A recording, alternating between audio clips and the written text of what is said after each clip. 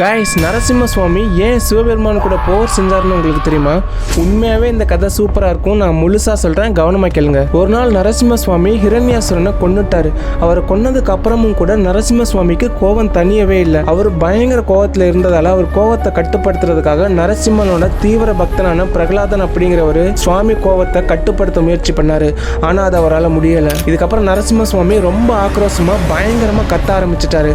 இதனால 3 லோகங்களையும் பிரளயமே ஏற்பட்டுச்சு. இதை பார்த்த தேவர்கள் எல்லாரும் பயந்து நடுங்கி உடனே சிவபெருமான்கிட்ட போய் எப்படியாச்சும் நரசிம்மனை கட்டுப்படுத்துங்கன்னு கேட்கறாங்க. இதுக்காகவே சிவபெருமான் வீரபத்ர அவதாரம் எடுத்து நரசிம்ம சுவாமியை கட்டுப்படுத்த முயற்சி பண்ணாரு. ஆனா அப்ப கூட நரசிம்ம சுவாமி அடங்கவே இல்லை. பயங்கர கோபத்தால எதுவுமே புரியாம சுவாமி நரசிம்மர் வீரபத்ரரையே தாக்கிட்டாரு. இதனால கோபமான சிவன் நரசிம்மனை எப்படியாச்சும் கட்டுப்படுத்தி ஆகணும் அப்படிங்கிறதுக்காக ரொம்ப சக்தி வாய்ந்த சரப அவதாரம் எடுத்தாரு. அந்த அவதாரம் எடுத்ததுக்கு அப்புறம் சிவபெருமான் நரசிம்மரை பயங்கரமா தாக்குனாரு. 2 பேருக்குள்ள மிகப்பெரிய ஒரு போரே நடந்துச்சு. இதனால பூமியே அதிர ஆரம்பிச்சிச்சு. இந்த பயங்கரமான தாக்குதலால ஒரு வழியா சிவபெருமான் நரசிம்மரோட கோவத்தை கட்டுப்படுத்திட்டாரு. இதுக்கப்புறமா தான் நரசிம்ம சுவாமிக்கு எதிரில் நிக்கிறது சிவன்னு புரிய வந்துச்சு. இதுக்கப்புறம் சுவாமி நரசிம்மர் சிவபெருமானை பார்த்து தயவு செஞ்சு என்ன மன்னிச்சிருங்க, என்னோட கோவத்தால நான் இந்த உலகத்தையே அழிக்க போயிட்டேன் அப்படின்னு கெஞ்சி கேட்கிறாரு. இதுக்கப்புறம் சிவபெருமான் நரசிம்ம சுவாமியை அவருக்குள்ள அப்படியே ஐக்கியப்படுத்திக்கிட்டாரு.